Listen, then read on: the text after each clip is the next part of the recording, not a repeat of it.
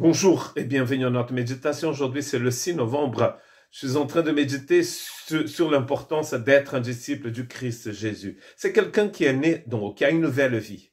Pour nous aider à comprendre l'importance d'être ce disciple, nous sommes en train de regarder dans le Nouveau Testament tous les versets où le mot justice de Dieu apparaît. Il apparaît dans 2 Corinthiens chapitre 6 verset 14. Ne vous mettez pas avec les infidèles sous un joug étranger.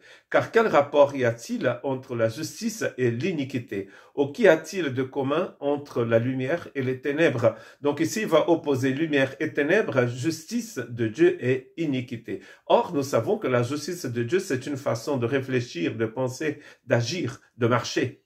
Et c'est comme ça que Dieu agit, qu'il marche. C'est-à-dire, il marche dans sa justice. C'est cette justice qui nous a en fait imputée, qui nous a été donnée en Christ Jésus. Paul dit que Jésus est devenu justice de Dieu pour nous. Il est devenu aussi propitiation, rédemption, il est devenu aussi sagesse de Dieu pour nous. Cette justice, nous l'avons en nous par Jésus-Christ. Donc, quel rapport peut-il avoir entre les ténèbres et la lumière, entre la justice et l'iniquité? Dans ce texte, Paul va parler bien sûr de l'idolâtrie. Il va dire cela dans ce même chapitre. Dans la suite du chapitre, dans le verset 15, il dit « Quel accord y a-t-il entre Christ et Bélial ?» Il continue à dire « Ténèbres et lumière, justice et iniquité. » Et ici, entre Christ et Bélial, auquel part a le fidèle avec l'infidélité ou avec l'infidèle. Quel rapport y a-t-il entre le temple de Dieu et les idoles?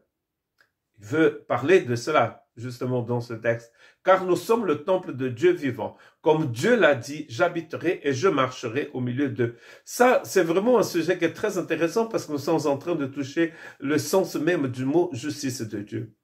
Dieu veut marcher avec nous. Et il veut que nous marchions aussi avec lui. Mais si nous sommes dans un rapport de ténèbres, nous ne pouvons pas marcher dans la lumière. Si nous sommes dans l'iniquité, nous ne pouvons pas être dans la justice de Dieu, car ces deux choses s'opposent. La lumière est complètement différente des ténèbres, de la même manière que la vie et la mort, ce sont des choses complètement différentes. L'amour et la haine, c'est de cela dont il est question ici. Et donc, quand on a compris ce que c'est que la justice de Dieu, nous ne pouvons pas vivre dans l'iniquité. Une fois que nous sommes touchés par la lumière de Dieu, nous ne pouvons plus vivre dans les ténèbres. Donc, quel rapport? C'est comme s'il disait, mais comment pouvez-vous vivre dans l'idolâtrie et adorer Dieu? Comment pouvez-vous marcher avec les dieux et marcher avec celui qui vit et qui règne pour les siècles des siècles? Je marcherai au milieu d'eux, dit Dieu dans l'Ancien Testament. Je serai leur Dieu et ils seront mon peuple. C'est pourquoi sortez du milieu d'eux. Il est toujours en train de citer l'Ancien Testament. Et séparez-vous, dit le Seigneur. Ne touchez pas à ce qui est impur et je vous accueillerai.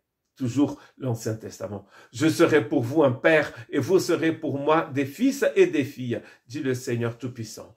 La leçon d'aujourd'hui, c'est que quand nous avons connu la justice de Dieu, quand nous avons connu la lumière de Dieu, forcément, nous allons nous éloigner du mal. Nous allons laisser derrière nous l'idolâtrie, par exemple. C'est le cas. Ici, c'est pour parler contre l'idolâtrie que Paul a écrit ce texte. Il n'y a pas de relation entre les ténèbres et la lumière. Plus vous connaissez le chemin du Seigneur, plus vous marchez sur ce chemin, plus vous avez envie de vous éloigner du mal. Que Dieu vous bénisse.